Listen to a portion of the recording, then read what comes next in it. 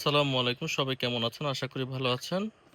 আপনারা জানেন সাম্প্রতিক সময়ে টুথপেস্ট নিয়ে একটি গবেষণায় দেখা গিয়েছে মাইক্রোফাইবার বা মাইক্রোপ্লাস্টিক এড করা হয়েছে, যেটা স্বাস্থ্য ঝুঁকি এবং স্বাস্থ্যের জন্য অত্যন্ত ক্ষতিকর।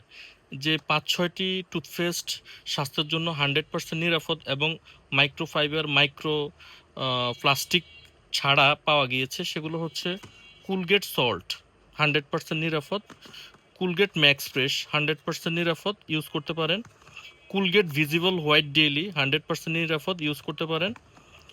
প্যারাডেন্টাক্স এক্সপার্ট এক্সপার্ট ঘাম কেয়ার 100% নিরাপদ, কোনো প্রকারের মাইক্রোপ্লাস্টিক পাওয়া যায় না, 100% নিরাপদ।